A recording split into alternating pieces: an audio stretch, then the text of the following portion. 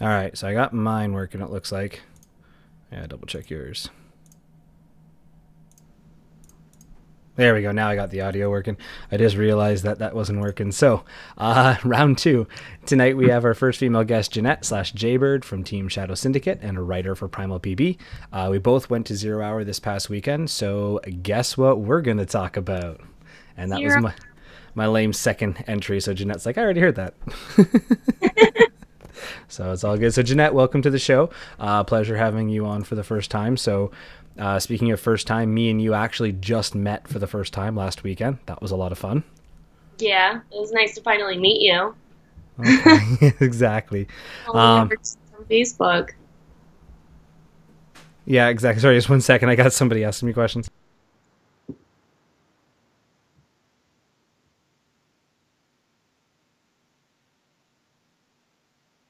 Sorry about that. Somebody was asking about where the dog was locked up, and that was so that he wasn't being distracting. So we have met through Primal PP. Both got to go to Zero Hour. That was a ton of fun. And so let's talk about it. So first things first, to get to an event, you have to travel. So Jeanette, how was getting ready for Zero Hour for you? Kind of difficult. Okay. Uh, there was four of us going from Michigan. So first of all, it was going to be three, so we rented an SUV because we all have little tiny cars. Okay. So you have my boyfriend who packs 8 guns, 4 setups, a hockey bag, and a gun case. Like it's ridiculous. And then there's two of us, we're getting all of our stuff in there. And then we had a last minute person who, like, 3, 4 days before was like, I want to go, I can go. And we're like, all right, let's fit you in. So we kind of crammed in an SUV for 9 hours. Oh, it's a 9 hour drive for you guys?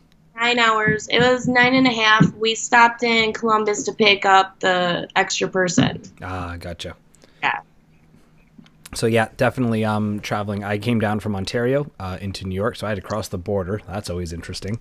7 hour drive for us. I was in a 3 car carpool. So I came, our primary person, I was with the Maple Leaf Squad, which is a Canadian team up here. Then George, who is a Die Tech and sponsored player. That's who our primary figurehead, I think, of our squad was. And even ours was different because originally George had the hotel reservations. He was going to be the last one ready to go because he had to work on Friday.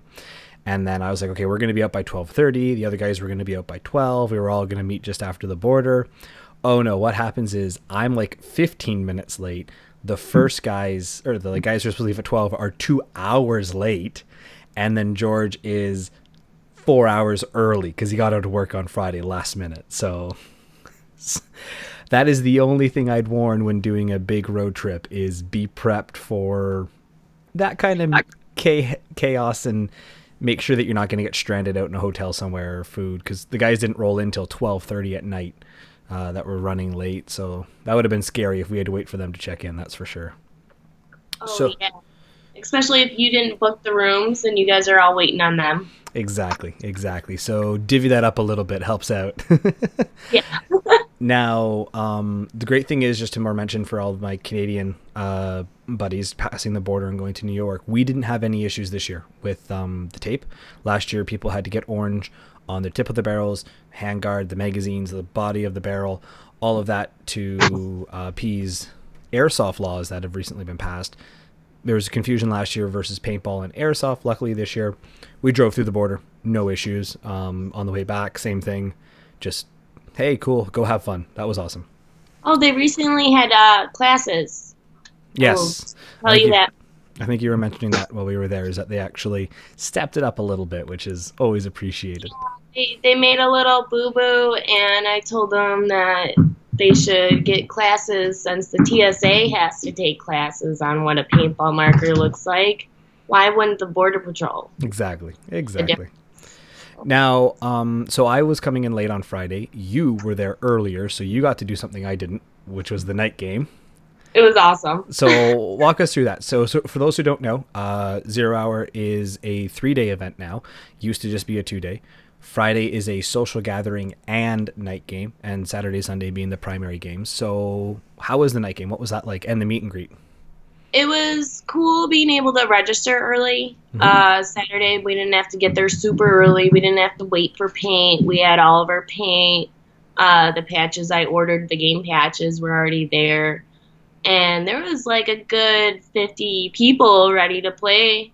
Awesome. Beginning, it started light out, and we went out there, and they had lights going everywhere, and they were blue, green, and red lights. Okay. And so we're up there, and in this little octagon, they had a disco ball going with the red light, and it was Freaky Bean or green light because it was Freaky Bean in there because it would just keep moving around, Yeah. and no one could see in it, so you could sit there and snipe out of it. But yeah, so there was no armbands, no glow sticks really. Like once it got dark, you couldn't see anything. Okay. Yeah, It's that just would be interesting. it's seeing where it came from, and then you see the flashlights and hope you got them. Let's head hunt. So James Duffney and Eddie Salas are giving some shout outs to you. Looks like you're repping out there. So moving on from there then, so like night game, definitely chaotic. Pre-registration's always super important. How did you find, because you stayed at, where did we stay? Because we were both in the same hotel and I forget. The Super 8 in Super 8. Albany. Yes.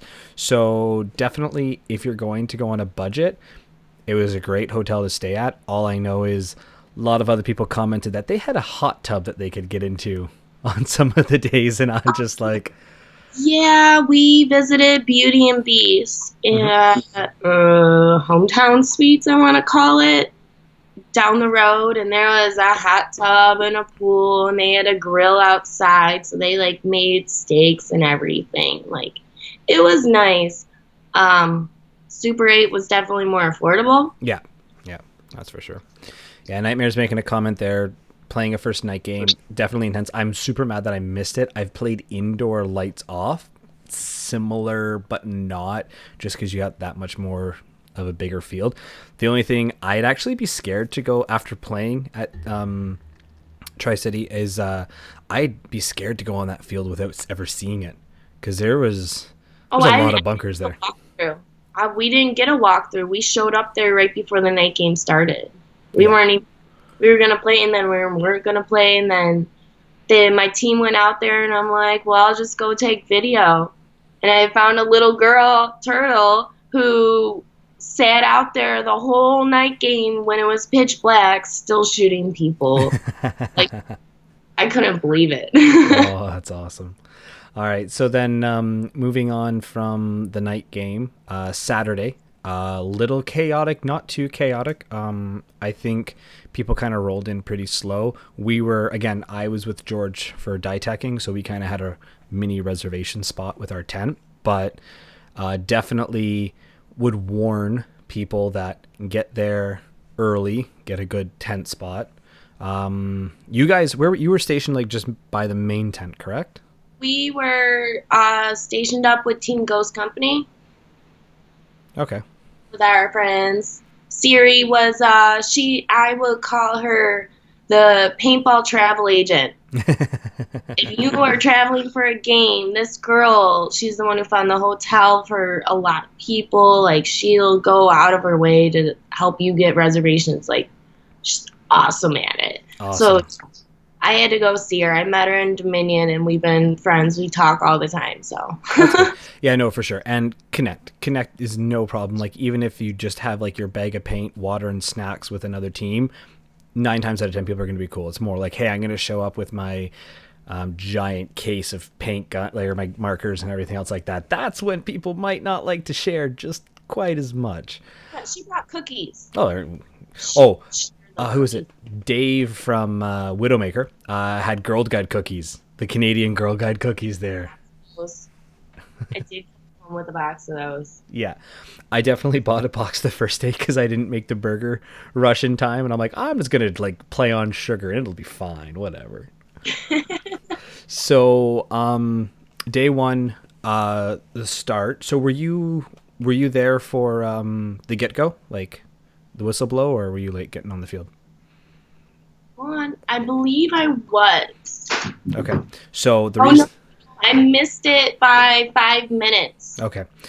So this is where I'm going to talk about the game itself. I had a couple gripes with it, but overall, I did love Zero Hour. I'm going to be frank with everyone about that, and I think these are only things you can ever improve on.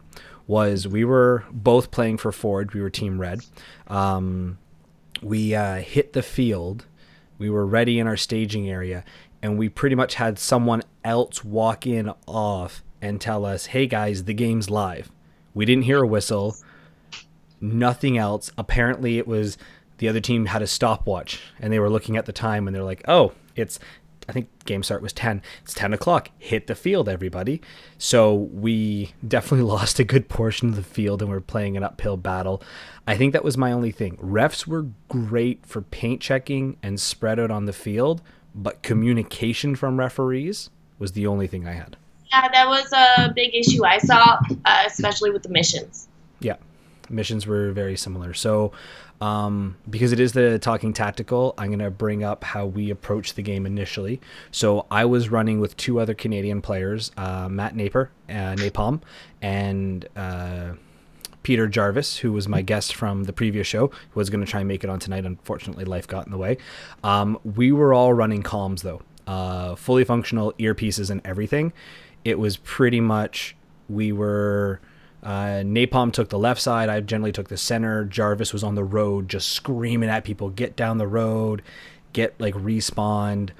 They had our left side. We were in the middle, and then we moved around. So that was definitely a help. The field broke down interestingly. So they did spawns at the 50 this year, not from north and south, but instead of east and west, if you kind of look at the field lengthwise sort of thing. That was really cool how they did it, though. Kind of how it's shorter. Yeah, I liked it more than when we switched halfway through the event to the normal spawns. I think... that was the perk of the blue team for winning the night game. They were allowed to switch. Oh, okay. I thought that was switched for something else. I had no idea what was going on. That was their perk. Anyone who didn't go to the night game didn't know that they got that perk.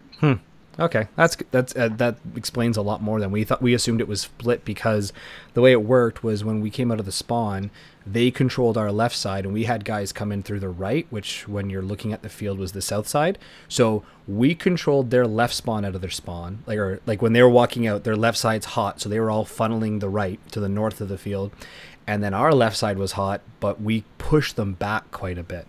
So that was huge. And then eventually the game was called, divided up, and respawns were redone, which I assumed was because we had spawn camped them. But I do know that they used a point to reset us partially. It was not because they used it pretty wisely. We'll give them that. That was a red team had no idea what was coming. It threw everyone off. Yeah. Which totally understanding now that that's a perk, I applaud them. I think that was a lot better. I originally thought it was the game runners removing us because of how the game had gone. I heard some conversation about, but yeah, I didn't realize that. So, Meg Addicts, thank you guys. It was a ton of fun playing with them. I think you got some patches from them, didn't you, Meg Addicts? Yeah, they're awesome. I've been waiting to meet them. I think I initially met them a long time ago. I've been meeting so many people, though. It's getting like flush in my mind. I'm trying to remember. So. Well, I've been following them on Instagram and everything forever. They're awesome guys. So then we hit the field got split. Definitely, I think that's where the game kind of stopped for a while. I know about in the last 45 minutes before lunch, because it was kind of like a 50-50 draw on the field. That's when I did my live broadcast. So if you did want to check out the field, so we hit lunch break. I think this was a great idea. What did you think of a all-day game but with a lunch break? How did you like it? With no lunch break? No, because Saturday we had one, Sunday we didn't. I prefer games with no lunch. Yeah? Just because people come off the field, and when they come off the field for no lunch, it seemed like people sat there at staging less. Mm-hmm. Like, because they were not waiting for the game to start back up. They can just right back out. I think it's a really good point that not having a lunch break allows, like, if I walk off for lunch break and it takes me a half hour to get food, I'm going to take my full hour and I'm not going to go back on the field right away, or I'm going to eat and then let it settle. But I do like lunch break because I have been at games where one team goes for lunch early, and I've seen generals actually do this. They tell everyone go to lunch early, and then everyone comes back and they control the field for the rest of the day.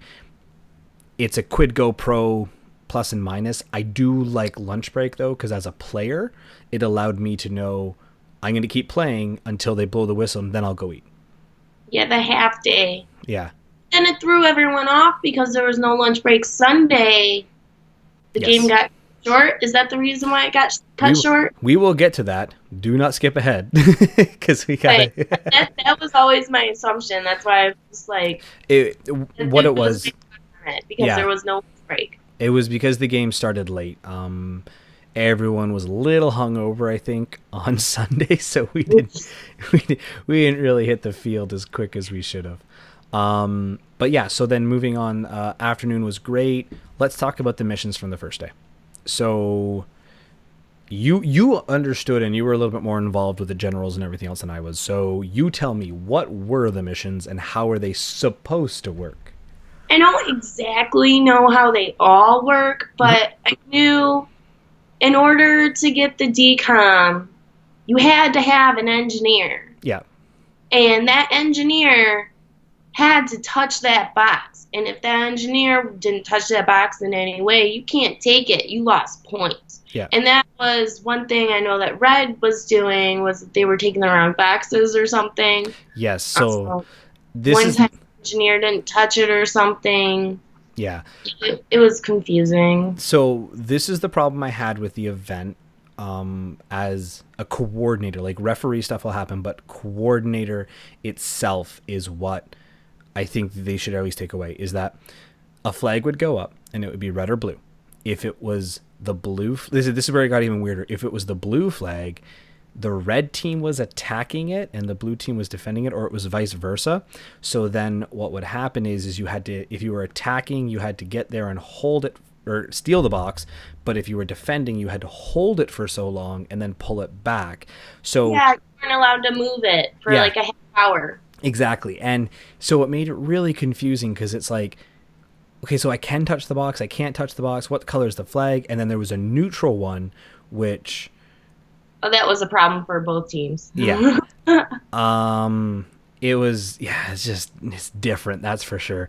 But I did like the idea, and they put it in good spots. So what I think the objective should have been is that a defending team, or attack, like however you want to look at it, attacking team really, should have brought the crate to the point. They should have brought an item to the flag that made the most amount of sense than retrieving a key objective like that, because sometimes you can touch it, sometimes you can't. Or here's a box, you can steal it, and everyone can steal it at XYZ time.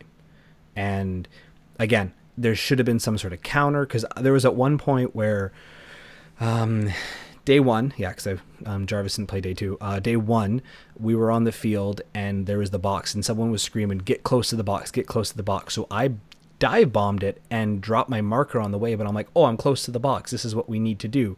And then two other guys came in and practically sat on me because I was right up against the bunker. But all I thought was, I got to get near the box. And then later they're like, "Oh no, you didn't have to get that close to the box. We had to get the engineer close to the box," and then they had to pull it back. And if anyone who's on Forge knows, this is a time when we pulled the box out and then ran it back and then pulled it out again. It was confusing. Yeah, a couple of my videos, you can see it, everyone yelling around the field looking for the engineer. Yeah. Everyone has to find the one engineer. No one knows who the engineer is. Exactly. But the main general and his people, like the people telling people where to go, what to do, they know who everyone is. Yeah. On Forge, they had a page. They had it all set up. Oh, I mean, and super organized, and props to the generals. I think they did a great job. Yeah. It was just more, as the guy walking in, understanding so much, It was a lot about to take in. yeah, like I read the rules the day of, like I'd read them before, but I read them again the day of, and I knew, like I said, I can describe what the objective was, but to play it was just, I was off somehow, and that would be my only major feedback. The next one, which me and you were going to talk about as well, because I know we talked about it after, there was a lot of pauses in these games. So yes, so we had a lot of ceasefires, and let's talk about a ceasefire. So Jeanette, what are you supposed to do during a ceasefire? You're supposed to stop shooting, Mm-hmm. keep your mask on, just take a knee Take a knee. because are deaf people playing. Mm-hmm. Remember that. You don't have to hear to play paintball. But if there's a ceasefire, they're not going to know unless you take a knee. Exactly. So there are teams who are all inclusive. Assassin Alliance does have key members who are deaf. Adam, who is somebody, Archangel Media, who I got to travel with to the event, was telling me that one of the roles to become a full-fledged assassin is know your one to tens in sign and your A to Z in sign. So Yeah, they play sign language. yep, exactly. Um, so the couple things with it is ceasefire happened for multiple reasons. The first one was there was a physical altercation on the field. I'm not going to go into it too much, but physical altercation happened. Everyone stopped. That was the longest ceasefire.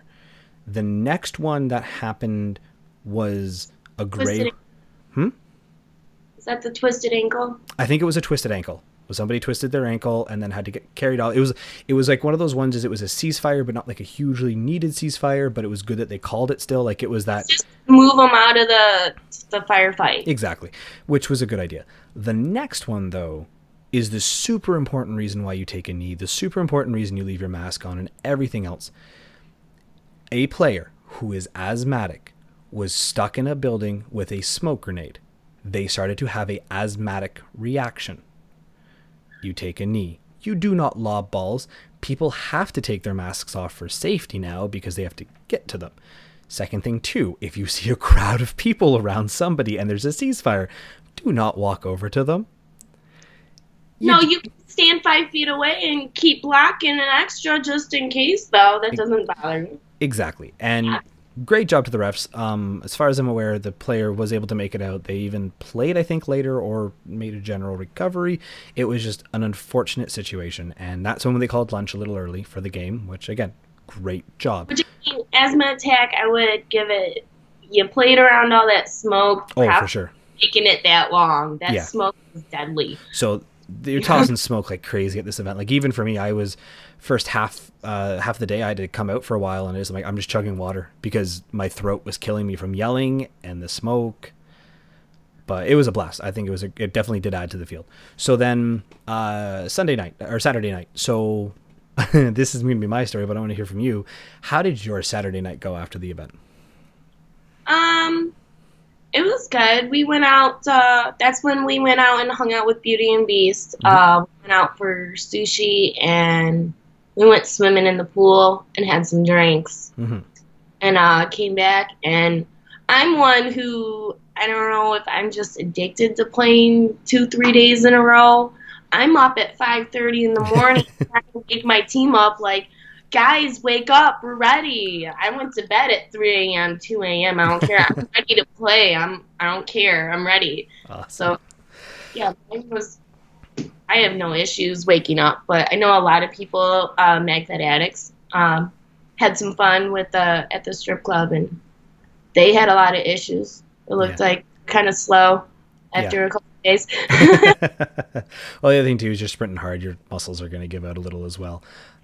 So the other thing too, though, was this is why I wanted to bring it up, because talking about making a 2-day event, I want to give people a lot of FYIs. If you go to an event and you're planning dinner, make sure that your group is very aware of who your group is. We went out for dinner and we went to an amazing rib place. We had a reservation for 15 people. We were waiting for our table. We then somehow turned into 17 or 18 people. Then the other group of players who had a 30 reservation jumped on our reservation, not their 30 reservation. So now we have 25 people at our table. and we can't figure out what's going on and why we're not getting table service and all this other crap. So it's the only thing I will warn about is if you plan on hitting a place up, maybe get takeout. Guys left because of that. They're like, screw it, we're gonna go sit at the bar and we'll eat. We had a great platter, and we had a great time and fun. But if your objective is to eat, make that your primary focus, because Someone had told Beauty and Beast about this all you can eat pretty good sushi place, and that's where we kind of went. yeah, you guys went for sushi, we went for ribs, but because we had SAS guys show up, and anyone who knows, SAS is a big team. Oh yeah, they're huge. Yeah.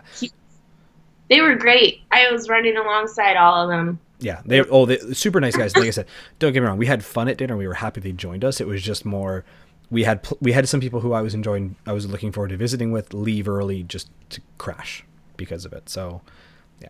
So Sunday, to begin, it was a bit of a slow start for a lot of people. We were running late. So first off is that game started at 9:00. The day before it started at 10:00. So that was confusion to begin with. So we were like, shit, we have to get here by 9 or something. Like, it was like we were running late. So we did get there just on time, back up and set up, but no one was at the field. Like, red team had 15.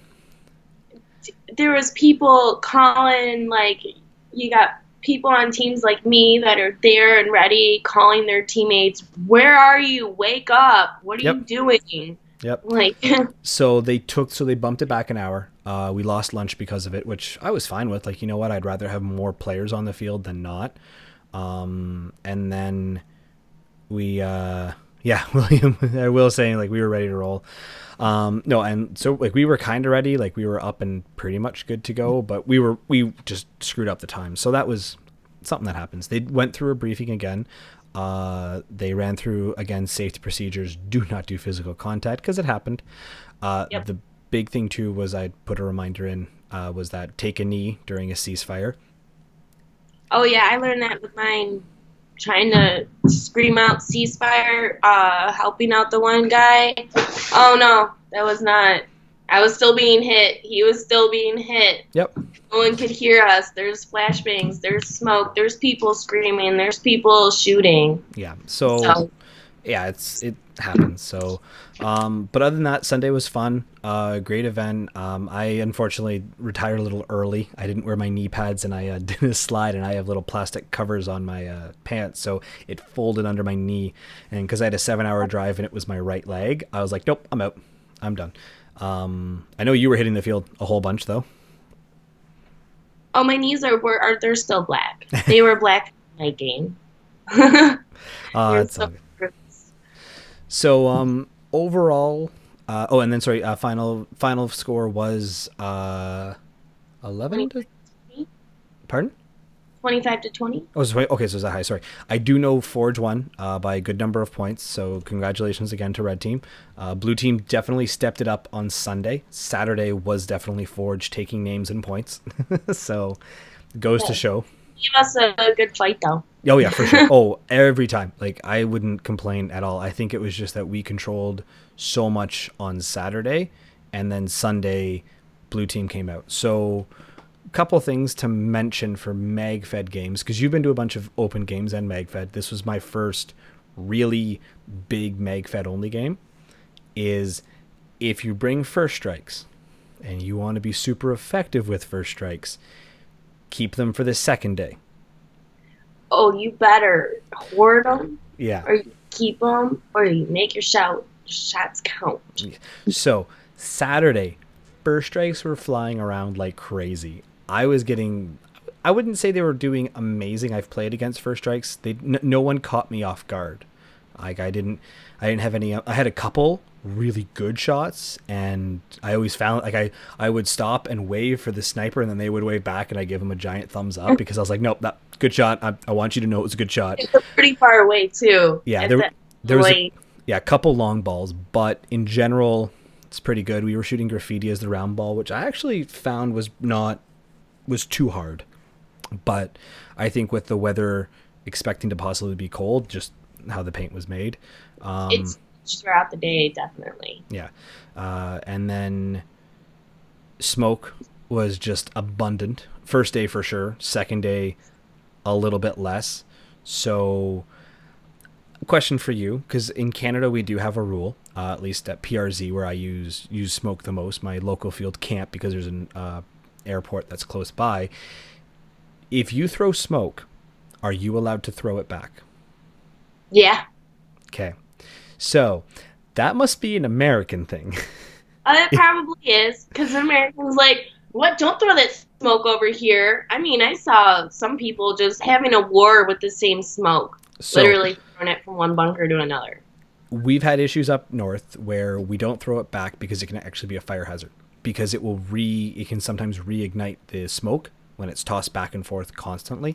I only saw one incident of an actual flame issue, which is on Archangel Media. He has some pictures up. It's a nasty flame though. Like that's It was on live video. I had that on live you video have it? when I was visiting the blue team. Okay, so that was on live video as well. There, yeah, when they were rushing up the center. Yeah. And then, but yeah, other than that, I think smoke was handled fairly well. Generally, you don't want to throw it into enclosed spaces, but I don't think we really had a truly enclosed space. There was a couple buildings at the field that definitely didn't want to throw smoke in there. But Yeah. other than that, no, it was great. I think flashbangs in those ones. Yeah, yeah. Those were interesting. They weren't used too much, but the couple times when they were, I was like, ooh, that was effective. What were your thoughts on the field? Because there's a lot of media about this field, but as the personal player hitting it. I liked it. Mm-hmm. So it still had the woods with the CQB, which was different. Mm-hmm. Michigan, we don't have a field where it has that many buildings, especially that close together. Yes. Most of our fields will have like 7 buildings, and you got woods and trees and man-made bunkers. Yep. It works, but it was cool being able, you could kind of like zigzag in and out of buildings. There was like certain trails I was getting from the local players to take. Yeah. In and out. Yeah. It was great. Overall, there's 3 main roads on the field. Are fun as hell to play. The only thing I will let people know, media does make this field look bigger than it is. It Yes. is not that big of a field. There's a reason it's generally capped at 350 players. So day 1, we were about 500. They did kind of go over. It was hard to move, to be frank. It was hard to move on the field. Couldn't get close. Yeah, like you couldn't play CQC. Surrounded by blue team at one point. Yeah.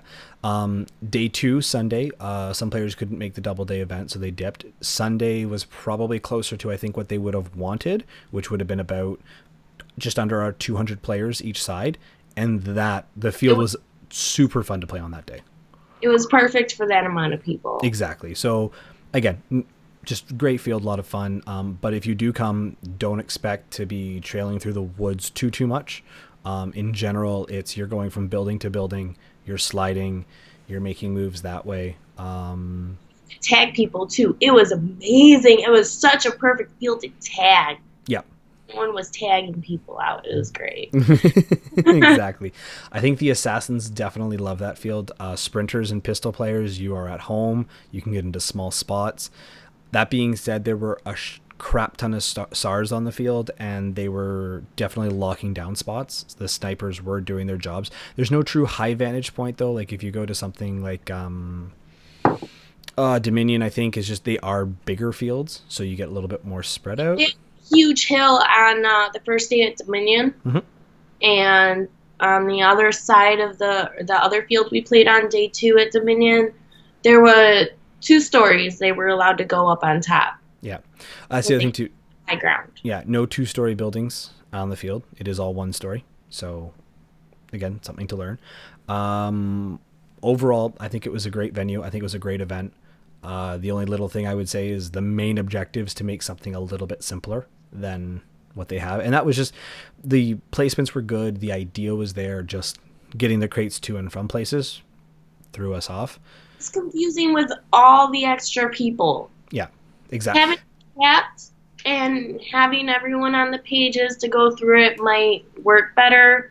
It was all these people coming out from everywhere. It was kind of confusing because I heard one thing from one person, another thing from another. Yep. And I would go straight to command and be like, what do I do here? Because I don't know what to do. People are telling me one thing. Yeah. And I get my orders from command and go do what I was supposed to do. Yeah. Yeah. I think something else too would be pitchers would help a lot of players, because my honest understanding originally was that we had to flip a switch to get the event sort of thing. Like it was like I was actually thinking I would have to like run to a tower that had a light on it and I was going to flip a switch, just with how the rules read. I think pitchers. Yeah, that's how I was imagining that too. Yeah, so I think pitchers would definitely help within the rules. That's for any event organizer though. After that, go. It's a lot of fun. Probably one of the best fields to play MagFat at. It didn't actually feel like a big MagFat game. It just felt like a regular game. To you? It just happened to be, it just happened to be all MagFat. I think it didn't that different to me. I enjoyed it for MagFed though, because I found people approached it the right way. One thing is this is one of the first events I used comms like crazy, and oh my god, did it make it so much easier and better. So see, that's where I come in and I have my strength. I don't use comms. My team all has them. They're all on radios. They can talk to each other and say, oh yeah, we see Jay running around doing this. Make sure you got her. Because my team's mostly snipers. I can't handle a radio on my get up. I can't do it. I just go run. Oh, it's one of those things. As I was talking down the main road, Yeah. made it 50, 60 yards without getting hit. Oh yeah, no, and it's like Evan from Widowmaker. We were talking about it because I run an earpiece. He doesn't. He runs open mic. But his exact words were, "I have it somewhere accessible, and either I'm going to be sneaking up on somebody, I'm going to turn my radio off, or I'm going to be out there communicating with you to work into a position so I can sneak up on somebody, and then I'm going to turn my radio off." So they're good. Kind of crutchy, but he also, and I really wish I could remember the team's name. He ran with a team though who were on comms, and they were on point, had a 3-point system of right flank move up, left flank move up, center move up, and they were working down the field together. What team you're talking about too? What's their name? I forget. I know they're playing for Forge, but he was blown away. He's like, "This is amazing. This is what we need."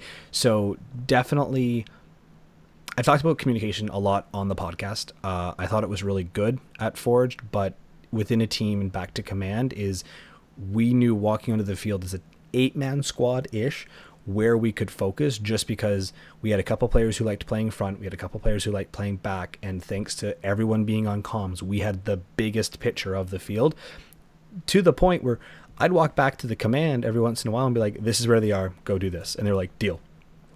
Yeah, every time I died, I went up to command and I went up to the map and I pointed at the map and I said, there's 4 of them that just shot me out from over here, somewhere weird. And I was like, we got 6 players over here. And they're like, oh crap, because they're like flanking us and no one knew. Yeah, exactly. Command had no idea. So I kept going back and they're here, they're over here, they're over here. Over here. If you guys don't know where anyone is, now you know.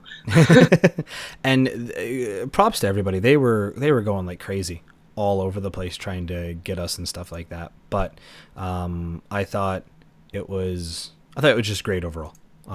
Everyone was great about being on the field and everything like that. So it was a lot of fun. So any funny stories from the event? I got shot in my butt crack. There's a video of it. Can't see the video, whichever assassin you are. I just really want to see it. I honestly want to see the whole thing, because I went to go help someone who took a really nice nut shot. So he got the nut shot, and I got the direct butt crack hit. It was. I want to see the full video if you got it. That's just cool. Nice. I did get a great story. I'm just actually pulling it up really quick here. So with my little finger, and I did tag someone with my finger, and no one's copping to it. So send me a private message. I just want to give you props for taking that. Who takes a finger hit? Yes, the infamous finger. So I had one where I was Callista was on the field, which is a prominent female MagFed player. So what happened was, I'm going to throw it up here on the live stream. So what happened was she was way back playing on the bunker, and she was hiding, and we're just like, you can just walk up, you can just walk up. She's like, no, they're gonna get hit. I'm like, here, I'm walking up, and I put my arms out like a jokingly human shield, and she was right behind me, and I knew she was right behind me, and I'm just making a joke. I'm like, okay, whatever. No, she grabs the handle on the back of my vest as I start to slow down, pushes me forward, and I'm like, oh crap, we're actually doing this. And so I human shield walked her up to the front line, and then we dipped out to the side. So I got a picture of it up there on the live stream, and then it'll be on the video as well. So anyone who's listening to the audio only, check it out. I'll probably throw it up on another kind of post later. But no, that one was probably the funniest that happened on the field. Yeah, first time I ever played in California. That's the first time I saw that. Yep. They do that a lot. I'm okay. Yeah, human shield. So yeah, I heard a little SAS beast was running with the little shield, shooting people too. Nice. Actually, speaking of that, because I was going to do some shout out to some of the great players I met there. Beast, you mentioned them earlier, Beauty and Beast.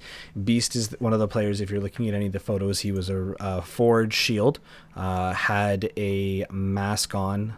Like mask on his mask kind of thing, was just taking names, and he's a bigger guy, and he's rocking that shield, and he was making spots that like no one really thought that they were. So that was cool, like to see him out there, and I got to visit with him a decent amount as I was walking off the field. So that was super cool as well.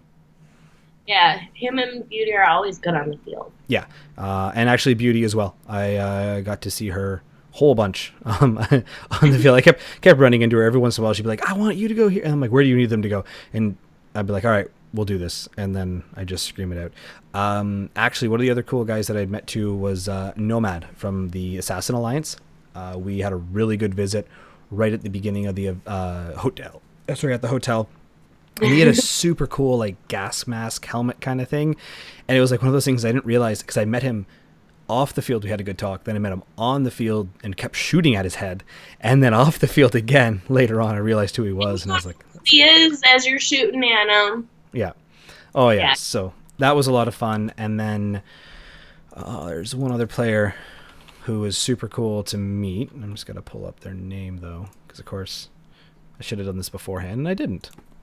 Good job, Tyler. I enjoyed meeting all the women there, by the way. Yes, give a shout out to all of them, because there was actually quite a few repping. And there's one girl there. I play in heels. If anyone knows me, I play in heels. No one else actually plays in heels. They usually twist their ankles. I don't know what's wrong with them. They need to learn how to run in heels. But there's this one girl, Jasmine. I didn't get any other information. She ran out there with these big old hoops on her ears. I would never do that. You have the biggest props ever. And she ran down, did a 60-yard dash with me, and made it down to the enemy's side. And we're like facing off against the Assassins. And it was her first game ever playing. Really? Props.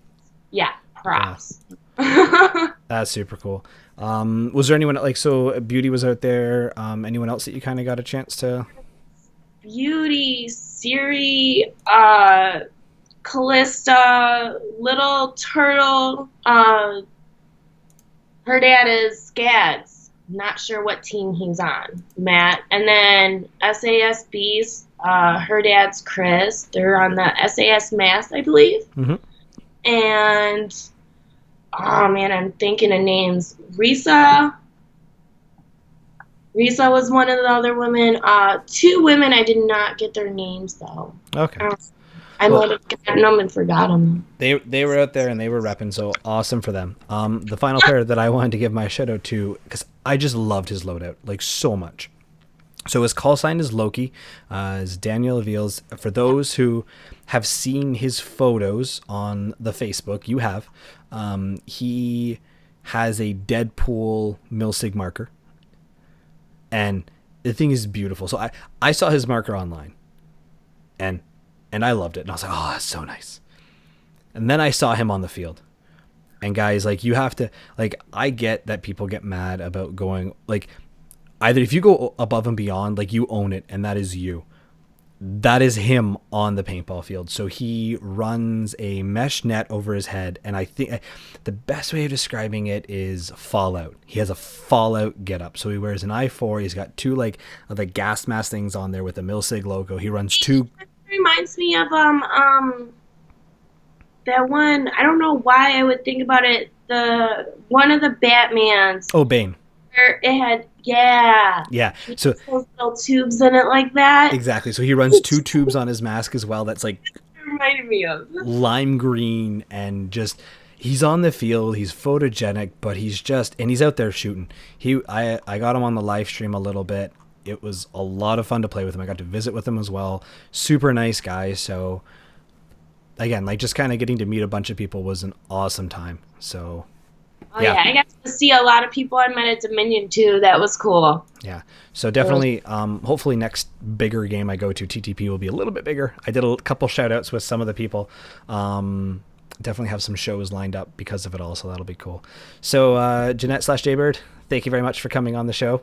You're welcome. Any shout outs you want to do? Dirty mag fed addicts, all the women out there. Y'all need more pink paintball gear, by the way. And Primal, of course, my Primal family. You guys are amazing. Yes. New articles are all up on the website, so definitely check it out, primalpb.com. As for myself, for TTP, as always, you can find us on Facebook on Talking Tactical Podcast, on Instagram under Talking Tactical. We are on SoundCloud if you're catching only partway through the show and you want an audio format. Shows are up usually 48 hours after airing, if not sooner. Downloadable, so don't run that data up. I appreciate it. I get it. We're on iTunes as well. You can find us there. If you want to catch the video but not on Facebook, also find us on YouTube just under Talking Tactical. Links will hopefully be posted and everything on the page if you check it out. Final shout out is just to the TTP community in general. We officially passed 250 likes on Facebook and following. Like that's not like just like a like only, so that's awesome. I think we might even have gotten a couple more during the show. William, yes, I got to meet William as well at from SAS Ottawa. It was awesome meeting those guys. They were at the dinner with us. So cool, so fun. Definitely Shadow. What? I forgot my Shadow team. Oh yeah. Shadow Syndicate. But they hide in the shadows. I mean, honestly, if you look, there's only like 3-4 pictures of the rest of my teammates. I'm like the one invisible distracting everyone while they shadow. You're the pink smoke bomb that they all hide behind. There we go. Pink smoke bombs. I totally need those. Along with FSR, by the way, Ben. I need those. So as for places you can also catch us, I think we were talking about it a little bit at the event. I'm hopefully making Honey Badger this year at PRZ. It is another MagFed only game. Check it out. Lots of fun. Jeanette, you said you were going to try and make it up to PRZ for a couple events. I'm going to try. First is Legends. We have our MagFed games in Michigan. I'm going to try and make it out to New Jersey too for the Ironbound game. Yeah, there's a couple on the list, but Canada's not far, so that one's more possible than the rest. Cool. So yeah, guys, so follow us on social media. We'll definitely, thanks for tuning in, and we will see you on the field. See ya.